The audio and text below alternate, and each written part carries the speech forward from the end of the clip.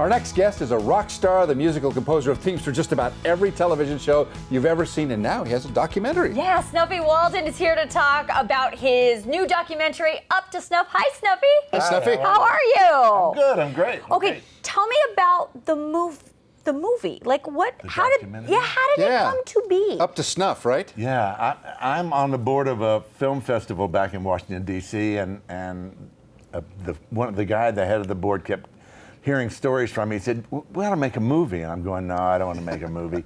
And it took him about 4 years convincing me to do it. And I finally said, "I'll do it if we can do something that helps someone else, and really is so I can be a service." And so I agreed to do it. And it was really kind of fun to get an overview of my life. You know? But kind of fun to see yourself, as a young rocker in some of those pictures and play the music, huh?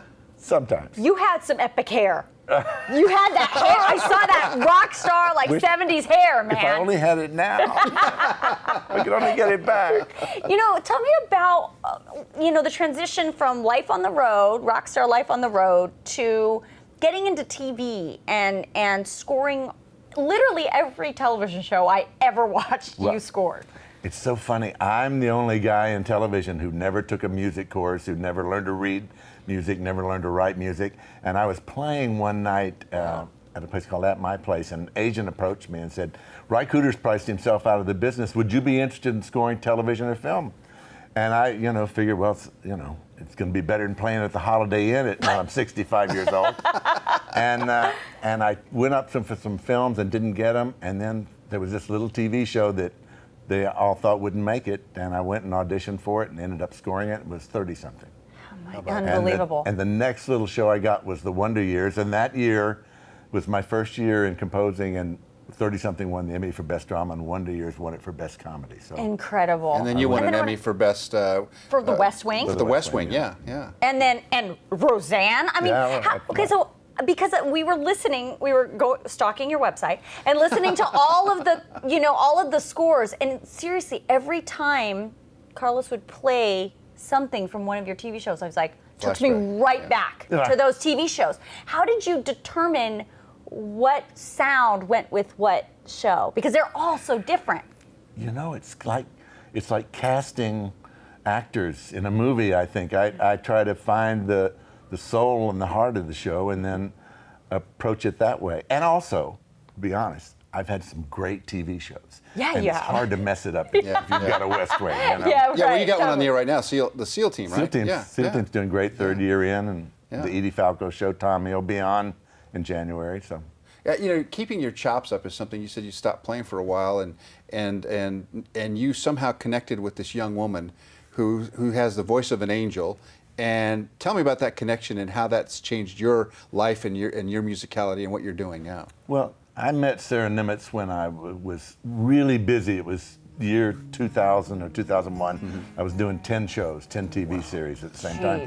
And she came in and sang, and I just remembered the little girl with a big voice. And then I got a Christmas card from her 5 or 6 years later, and she sent along a little video clip, and it just killed me. And I called her up. We talked all over Christmas, and then I went and saw her on January 2nd and said, if you want to do what I've done, if you want to pay the dues and go through this business, I'll do it. If you want a pop record, I'm the wrong guy. But if you really want to learn the business from inside out, I'd love to mentor you. Oh, the maestro. Yeah. Wow, that's incredible. But why? I mean, I'm sure in all, you said you were doing 10 TV shows. I mean, you're in demand. You've been been around all these wonderful musicians. Why pick, what was it special about Sara? What brought you back? Because obviously you said you had been kind of canceling your life on the road for so many years. Well, it was a combination of who she was and the heart that she sang with. Mm-hmm.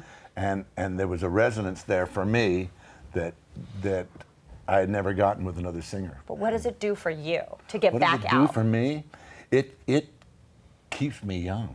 It keeps me fresh. It keeps me on the edge, because I was getting kind of stale with television. And now I get to split it between we'll go on tour, or I'll come back and do a show, and they both feed each other. Yeah. Oh, by the way, Eric Burdon's on the phone. He wants to know why he didn't say that about him.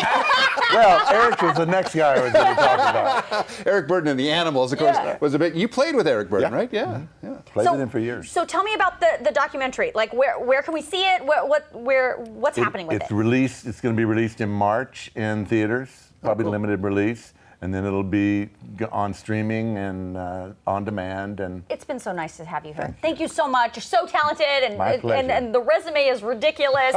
We appreciate your time. Thank you. Thank you. And the film is up to snuff. And Eric Burdon is on the phone. Okay. We'll get him.